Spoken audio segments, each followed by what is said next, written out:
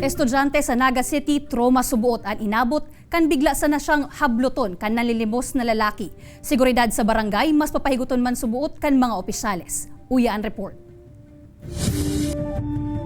Takot asin labing paghandala ni pigwalat sa 20 anyos na estudyanteng si Crizel makalihis an sa iyang naeksperyensyahan mantang naglalakaw pala og kuta na sa saindang eskwelahan sa Barangay Peña Francia, Naga City, pasado alas 10:30 nin aga.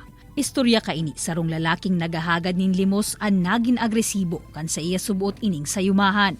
Bigla po siyang nagrani. Akala ko po normal lang na naghahagad po ning limos. So sabi ko po sa iya, "Kuya, mayo po, nagdadali-dali na ngani po ako." Tapos nagulat po ako, tighablot niya po si braso ko po, tapos tigguyod niya po ako parani sa iya. Nakubanan subuot siya sa nangyari asin labi ang takot na namatean. Kaya ang ngunyan pa sa naman na aldaw siya nagkaigwang kusog buot na makapasiring sa barangay nganing maipablatter ang insidente. Sana po madako para na din po sa ibang biktima niya po. Tamay nag-chat din po kaya sa Kusubanggi. Yan may biktima na din po siya. Dakol na po din siyang nabiktima, bako lang po ako.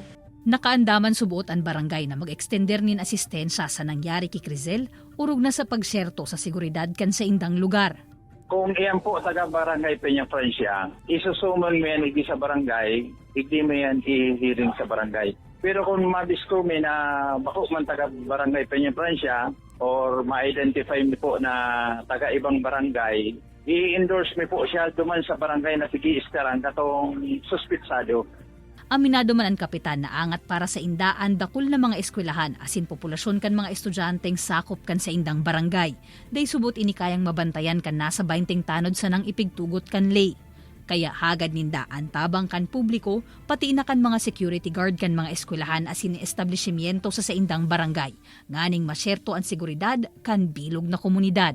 Kaibanan si Gerald Gandia, Jessica Kalinog, Balitang Bicolandia.